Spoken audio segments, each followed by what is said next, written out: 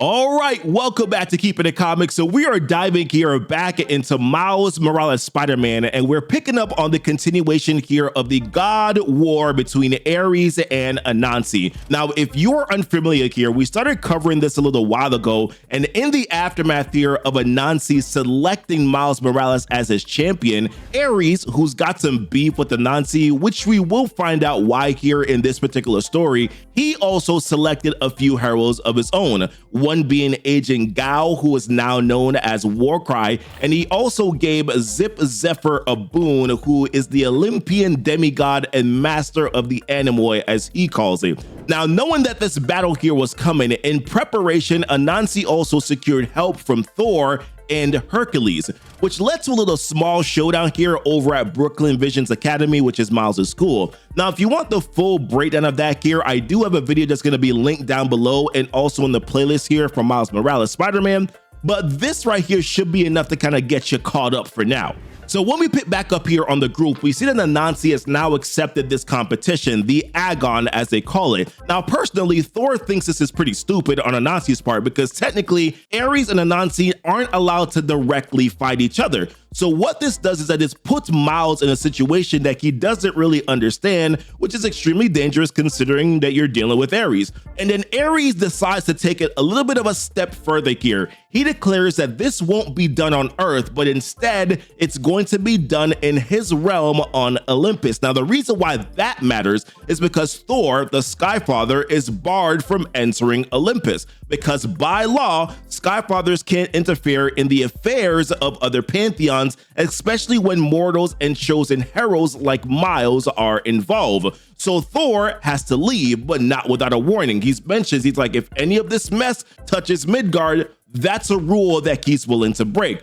So as Thor leaves, Miles is told here that he needs to pick the rest of his team here for the Agon. Now, each team must have 4 members. And Ares is a clown, right? Because Ares tells Miles, he's like, the time it takes for my axe to cross the globe, that is how long you will have to find your remaining champions. But fear not, for I am a merciful God. I'll use my offhand so that you may have a bit more time. And then this dude just starts chuckling and laughing. He's like, oh wait, I am the God of War. I don't have an offhand.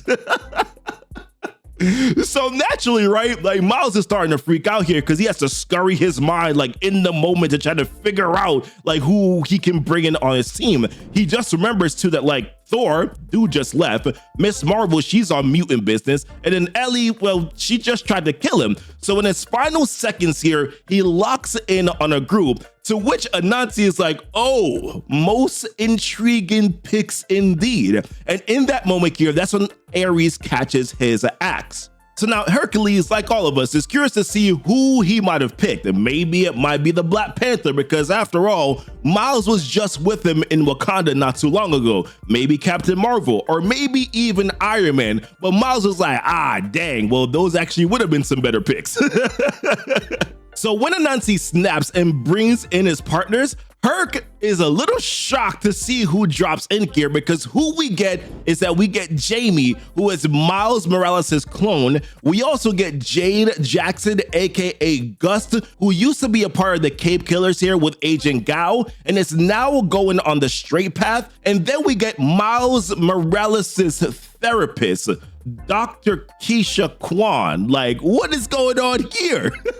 So definitely a little bit of a weird group here, but I guess we're gonna have to let them cook, especially considering that Anansi seems so confident about this whole thing. But one thing here is that Ares is pissed because he's like, bro, I said 4 fighters, now you got 5. So Anansi explains, he's like, I did choose 4 because Jamie and Avatar, they're 1. 2 webs spun on the same spider, but if you wish to concede, Ares, I will graciously accept. So Ares is like, nah, we ain't about that. And then he takes everybody, teleports everybody here over to Olympus. Now, Olympus, it don't look too great right now. It's not quite what it used to be. It's broken down. It's a shell of itself. And this is when we get to meet the rest here of Ares' squad. Now, Ares' full team, as I mentioned before, we got Warcry, who was formerly Agent Gao. We got Zip Zephyr, and then we got Philomulus, I think I'm saying that right, and then Pyra. And then just like that, Ares is wasting no time. He picks his first opponent. He is like, Dr. Quan, I choose you, Pokemon. And she is picked here to fight Philomulus, right? I guess he would technically be the Pokemon since Philomulus is a part of Ares' group. Listen, leave me alone. You get the point, right? So Philo, he considers himself to be a gentle giant, but at the same time, this dude got a job to do here, right? So immediately he takes one massive swipe here of his weapon and he clean clocks Dr. Quan. Now, initially, Miles is starting to freak out again because he's like, yo, what's going on? Especially after Hercules tells him, he's like, yo, Philo's strength closely rivals mine. But then once again, Anansi knows something that everyone else doesn't seem to, and he says, our doctor is providing a good enough story on her own. Let us hear her song. So Philo continues to go on his onslaught here. There's like one moment where Dr. Quan lands a surprising punch here to the jaw, and then Philo is kind of like impressed by it. He's like, okay, now I feel it's safe to stop holding back. And then he starts beating the brakes off of Dr. Quan, the brakes off of her. So this time here, Miles tries to jump in, and Anansi's like, you will do no such thing, Avatar. You will observe this lesson from afar, and how this is no longer your story alone. You better watch and you better learn. So over and over, Philo is giving her the 2-piece and a biscuit, and he goes in here for his final blow. And this right here is where it gets good, because Philo, he thought the matchup was over, and so did everyone else. But out of the dust, we see this big old punch that lands on Philo's face, which actually ends up drawing blood. And then we hear this voice that says, you seem like a nice enough guy, Phil, but your mistake was making me angry. And then we get to see here the alter ego of Dr. Quan, which Anansi knew this entire time, aka Power Lift. And the thing about it is now is that Dr. Quan, she got a whole new demeanor going on right now. As she says, she's like, she mentions how she's a lady who loves a good fight. And for Philo, this dude is in a world of trouble now, because that same kind of behind whooping that he was given out earlier, well, he's starting to get that joint back in reverse now, especially considering that, as Powerlift mentioned, she's like, she doesn't get to turn up like this often. Now, much like the other hoax here, she got her powers from Gamma. As she puts it, it's because she got a little too close here to her Gamma research, but she cannot keep this up for too long because her powers are based on her adrenaline spiking, and once it peaks, she's going to crash and crash hard. So in this moment here, she picks up Philo, right? And she goes high as heck, and then she brings him all the way down, almost fully on his head, by the way. And she is starting to mock him as she continues to give this dude the business. She's like, come on, god of tillage, give me more fight. Let a girl feel something. And all Philo can say is, well struck, doctor. Well struck indeed. So Philo was down, and now my man is being rolled away, by the way, by the ambulance, or I should say his fellow comrades.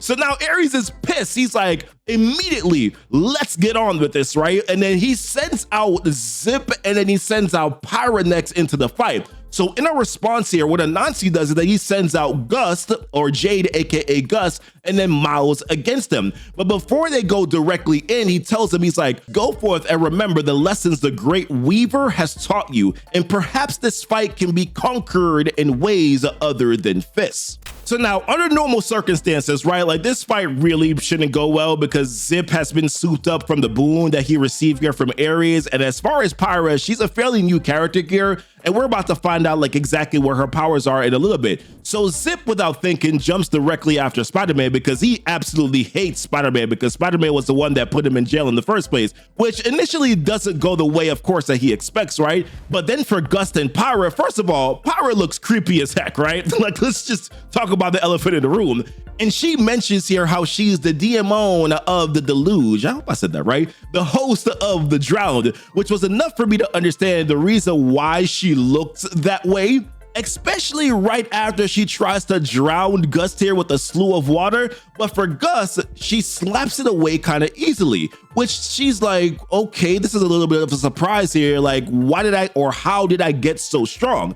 So it turns out that this was all due to Anansi, because although Ares was the one that picked the challengers, what that meant is that Anansi, he gets to pick the arena. And that's when he shows them where they actually were this entire time when they started this battle. So where he brought them to here was Lake Stymphalia, the Waters of Legend, a place that has very thick air and also humidity. But that's not the only thing that this place has as well. This place is also known for the Stymphalian birds.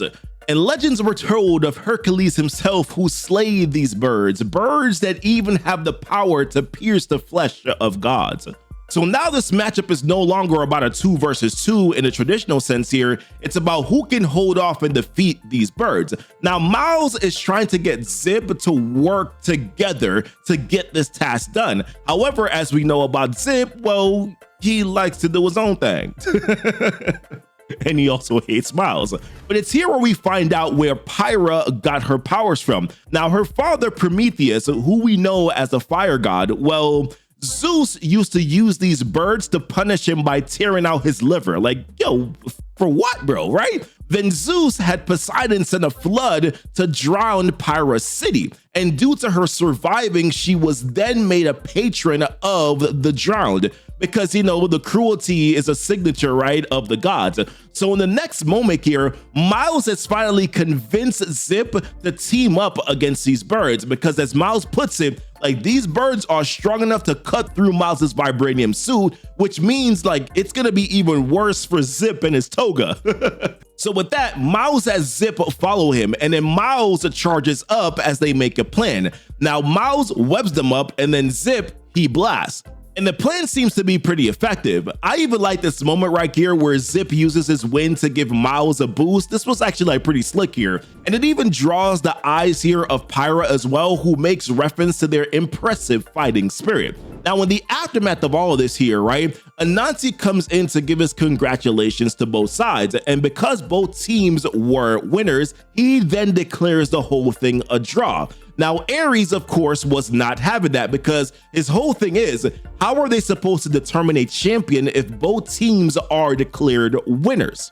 But once again, this was all a part of Anansi's plan, because as the rules state here, when there is a draw between champions, that means that the following rounds allow for both the gods the opportunity to go face to face so that the winner can then be decided. And this was Anansi's plan all along, even going all the way back to helping Miles cure his vampirism, knowing that this would all lead back to him going head to head with Ares. At least this is the way that Miles Morales sees it. But for Anansi, it was killing 2 birds, pun intended, with 1 stone. But even then, he states that these were not his full intentions. So Ares interjects and then says, it's like, okay, bro, it's time for you to enlighten the boy on why you would play such an intricate game. And this is where Anansi tells Miles, I did indeed wish to help you, my herald, because I know all too well the sorrows of losing a champion. And with this is where Anansi begins to share his saddest song, as he says it, melody shaped by the fires of Olympus, of how he lost his sweetest champion of all, Arachne. So this is where Anansi begins to tell the story of what happened. And he's like, we get a flashback to Mount Olympus, where he says, their hosts were few, but their influence unparalleled. Such renown held in their songs that their melodies are still heard today.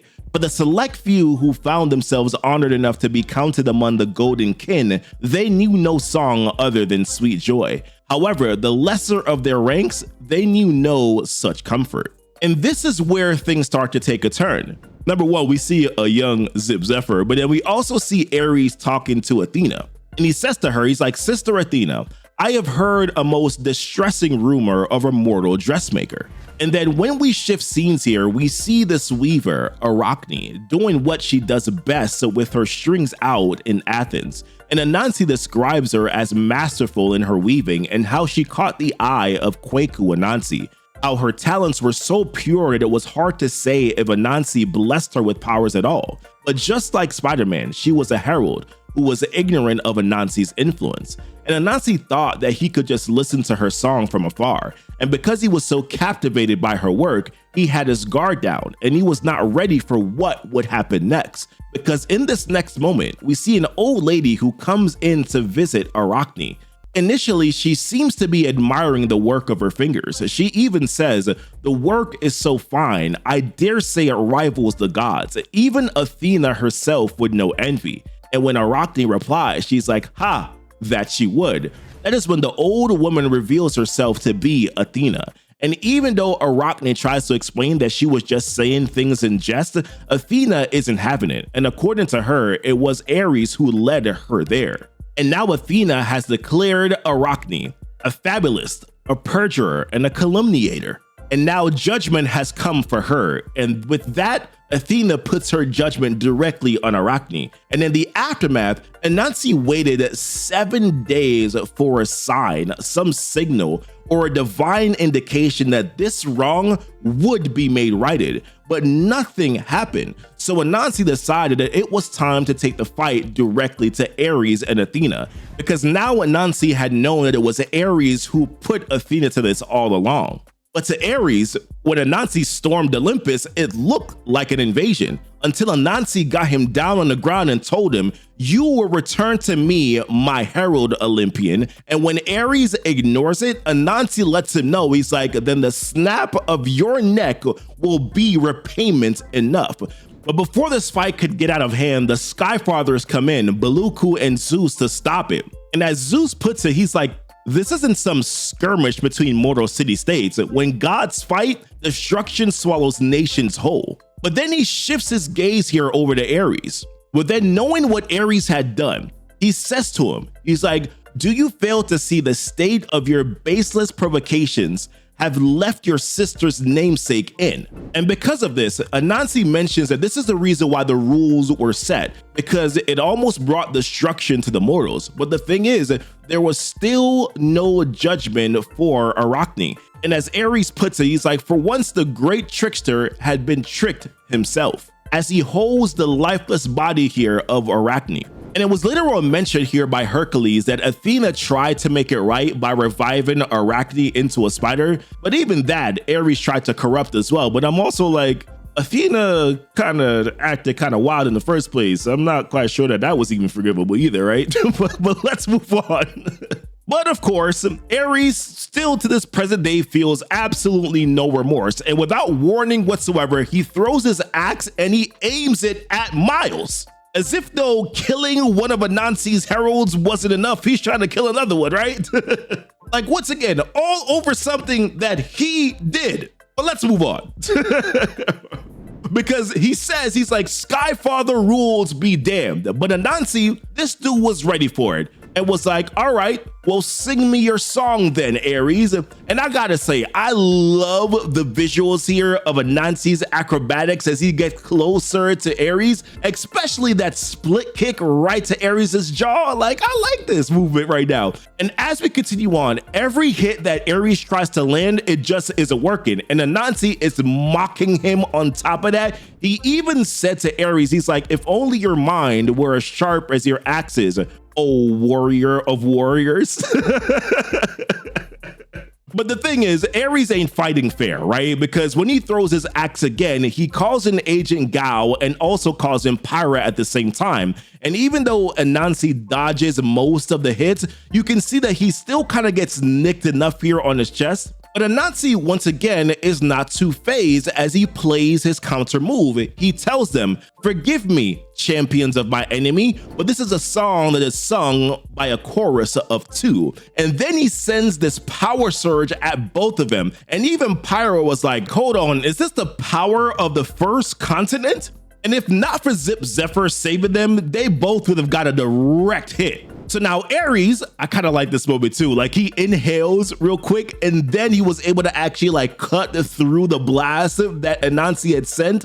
And when the dust settles here, right, Ares knows that the light show was all smoke and mirrors here from Anansi. But Anansi, once again, was just playing his type of game. As he mentions, he's like, of course Anansi would not be so rash to head into a fight without first engaging his opponent's strength. So in this moment here, Ares seems somewhat pleased by this, because now they both know that this is actually going to be a real good fight. But Ares, he wants to raise the stakes a little bit here, because as he puts his hands into the sky, he says, as the last lord of Olympus, much have my powers again grown. Let me offer you this blessing, Kwaku Anansi. Let the Sky Father Ares give you this gift. So yes, now Ares has ascended to being a Sky Father. So it seems that Ares was also holding back a little bit too. And then once again, Ares teleports them. But this time, he teleports them back to Brooklyn Visions Academy, which my mind immediately thought about Thor, right? Because Thor said, yo, if you arm Midgard, I'ma come for your behind. But then Ares continues on here on this diatribe. He's like, marvel, cower, plead, fight, atone. Your decision matters not, for the wrath of Olympus comes for you all the same. So now Ares has caused the sky to go dark, and here we see where Anansi and also Ares are standing face to face with each other. As Anansi says, he's like, I see nearly destroying one mortal city was not enough war, brother. To which Ares is like, I thought it a fitting end to our tale, trickster. To which Anansi's like, storyteller. And just to add more addition to this chaos here, Ares decides to summon the Stymphalian birds right here in Brooklyn. And I'll be honest with you, I was kind of waiting for Thor to show up for a second here, but then I remembered, I don't know what timeline this is. I don't know if this is right in line where Immortal Thor is now Mortal Thor. So I don't know what the timing is. So I'm assuming that's the reason why he didn't show up in this battle here. Now, the only one that was like slightly excited about this was Hercules, because he's like, I finally get to step into the fight. And with that, the rest of the crew here is left to fend off these birds and try to protect the civilians against these birds. And once again, like I said, Hercules is having a good time. But like I said here, in the meantime, the showdown between Ares and Anansi has finally begun. Now, initially, Kwaku is like, many names were given to Kwaku Anansi, the great trickster, weaver of deceit and lies, spinner of mischief. But it was you who so yearned for war, he would lie to his own siblings and host. And Anansi continues, he's like, you were a fool to think I wanted for anything more than a good story. So threatened by a mortal seamstress was the great god of war, encouraged that he would torture Arachne, my herald, for a nigh fortnight. Issue's judgment will be had, Olympian. To which Ares is like, you are an outsider, a foreigner, an arrogant god from a strange land who thought he could trespass into Olympus without my notice. And it's in this moment here where he grabs Anansi's foot and is like, enough! And then tosses him down to the ground. And he doesn't stop there. He throws his staff, or what looks like multiple staffs. He's just going so fast, guys. And he's like, the time of talk is over. But then out of the rubble, here comes Anansi, and he's like, war god? And then he begins to wrap up Ares. As Ares is like, release me. To which Anansi is like, bro, but our song remains unresolved. And this Kwaku Anansi cannot abide. And this dude like kicks him into an office building. Can you imagine being the workers, just trying to get your job done, trying to make sure that you can bring home your paycheck, and all of a sudden just two gods just come into your office and just mess everything up? And Anansi continues on. He's like, oh, wise and powerful Ares, ascension to sky fatherhood has made you a most wondrous vehicle. Oh my gosh. And then Ares is like, release me. And he's like, okay, if you insist. But Miles is like, bro, what are you doing? You're going to bring down the whole academy, the whole school. And as Miles is trying to get over there, here comes Zip Zephyr, who's like, Spider-Man, we are not finished. And then knocks Spider-Man out of the sky. And I'm like, Zip, you haven't gotten it by now, my guy? And Miles is trying to tell Zip, he's like, dude, what are you doing? I got to get into the school before it collapses. To which Zip is like, I don't care about these mortal students. I'm the god of the wind, my guy. But the thing about Miles here is that his power has basically been drained from all the fighting at this point. So what he decides to do here is not even to fight at all. He's like, yo, let's just talk about this for a second. And he says these words of reason. He's like, Zip, bro, you have to know that no matter what Ares has promised you, he'll never really respect you. If you want to be worthy, to be truly respected, show us. Give folks a reason to believe. Look around you and tell me, do you really think that this is the right way? You're a god of wind, right? You're boundless. Zip, not held down by anything. That means you can change. You can do whatever the heck you want. The wind gods, the Anamoi, you said they used to help mortals, yeah? Well, I think you can be the one to bring back faith. Help us, Zip. Show us how great you really are. A buddy of mine once said, with great power, there must also come great responsibility. And with the fact that Zip now has more powers than he did before because of the boon from Ares, Miles is asking, okay, what are you going to do with that power? But Zip is like, listen, man, Ares' power is far too great. What could I possibly do? To which Miles says, that's easy, bro. Whatever a Spider-Man can. And it's in that moment here where we get this montage of Zip and Miles going in, defeating these birds, saving civilians. And it would seem as if though others from Ares' crew are also doing the same thing. We see Philo also trying to help as well. We get also this cool montage here of them going into Brooklyn Vision's Academy and they're saving everyone. They're running up and downstairs, grabbing people on webs.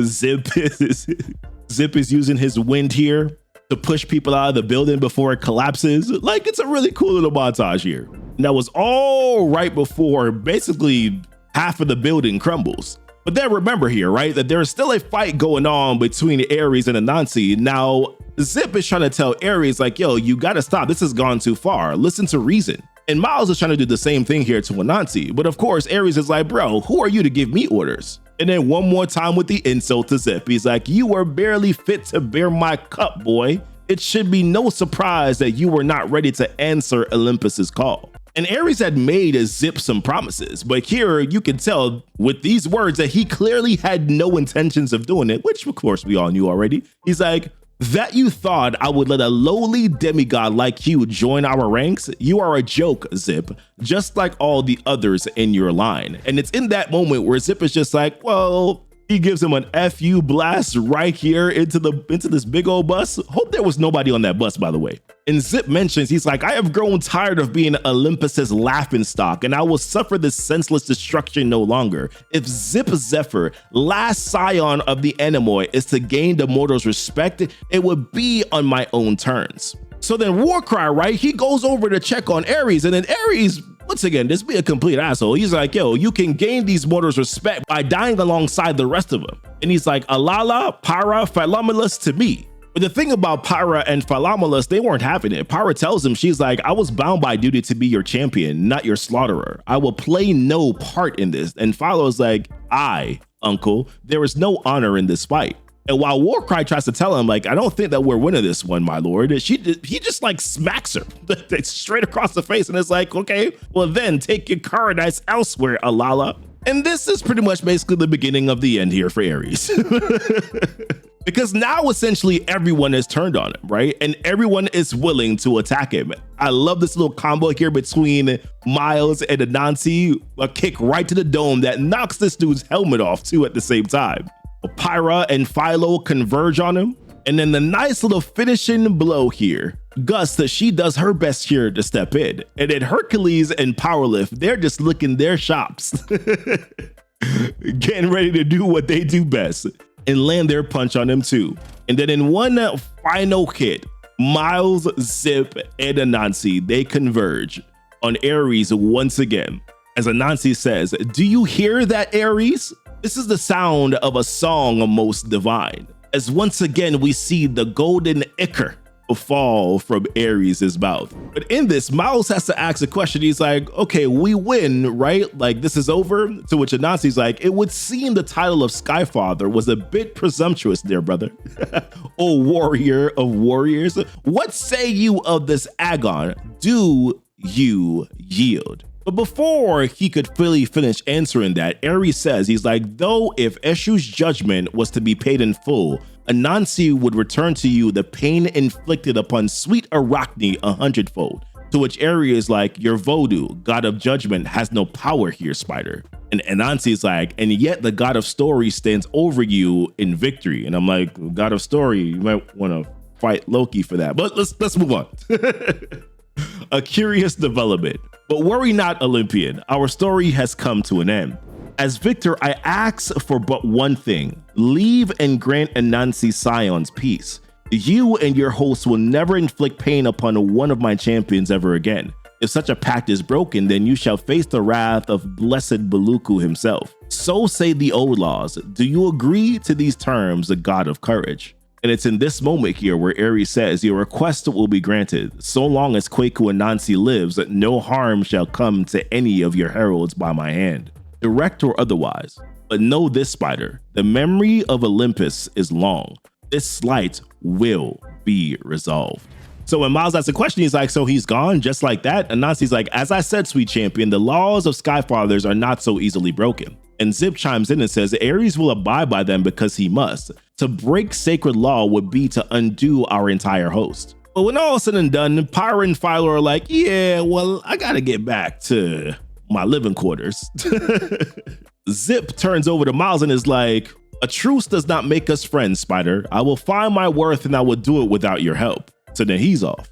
She tries to talk to Zip because after all, they do got some similar powers here, but homeboy is like, yeah, get away from me, girl. And Hercules was like, what a most raucous bout. I never knew Brooklyn could be so exciting, little Avenger. To which Miles is like, thanks, Herc. Glad that somebody had fun. But Miles has one question. He's like, yo, what am I supposed to do right now? How am I supposed to be a friendly neighborhood Spider-Man when I let half my neighborhood get destroyed? Do you have any idea how long it will take for these folks to rebuild? But that is when Anansi steps in and says, oh, sweet champion, I said no harm would come to those here, and Kwaku Anansi would stay true to his word. Let the reverberation of our story divine right what was wrong. And it's in that moment where he fixes everything like brand spanking new. To which Miles is like, bro, you could have done that the whole time. And Anansi's like, of course, naturally. But before Anansi goes, he's like, there is more that we must discuss, champion, but let's go somewhere a bit more private. And it's here where we go to Anansi's domain, which as to Miles, he's like, well, this looked very similar to the place where Black Panther took him. Now, Anansi says, he's like, you will find my home to be much less hostile than that of sweet sister Boss. I have brought you here to apologize. Far does Anansi's web reach, and as such, many reverberations are felt upon it. Such interest did yours bring me that I could not help but to investigate. Your plight served as a means to an end for me. This much is true, and for this I apologize to you, Miles. To which, of course, Miles says, thank you, Anansi. I thought you were helping me because I was special, because you believed in me. So naturally, Miles feels some type of way, and he's like, how can I believe you, man? To which shows that, of course, Miles feels some type of way. But then Anansi says, he's like, oh, sweet champion, I chose you for reasons other than convenience. This was no trick. I believed in you because I could teach you just as you could teach me. So when Miles again, questions for confirmation, questions like the belief in it, Anansi responds back and says, Anansi is many things. Teller of stories, maker of myth, trickster, but never a liar. This all know to be true. You are my champion of champions, sweet weaver. If Anansi's word does not convince you, let his actions work in their place. A demonstration of truth. Yes, that is what is demanded. And with that, he transports his friends back to their respective locations. But then he continues on. He's like, Miles Morales, my champion, my Spider-Man, you have won for the great Kwaku Anansi this day. For this gift, I have returned all that was wronged in the course of this agon. Anansi will return to watching his stories from afar. For there are other scions of Anansi who seek his aid. But worry not, sweetest weaver, your stories will always reverberate upon my web. So spin well, my Spider-Man. And remember, Anansi is but a pluck away. So this story was a little wild, also kind of ridiculous, but I also loved it. Like, it was fun. It was a little less Miles and more about the gods, which I would have loved to see a little bit more Miles if he asked me, but at the same time, it was fine. What are your thoughts? I would love for you to leave it down below in the comments. Also, if you can, leave a like on this video here for the YouTube algorithm. Subscribe if you're brand new to the channel. And also, if you love what we're doing here at Keepin' It Comic, one of the best ways that you can support the channel here is by becoming a Keepin' It Comic channel member. Check out our perks here by clicking on that button down below that says join to become a YouTube member, or you can also join us on Patreon as well. The link for that is going to be down below in the description. We appreciate you watching, and as always, thank you so much for kicking it with Keepin' It Comic. Bye!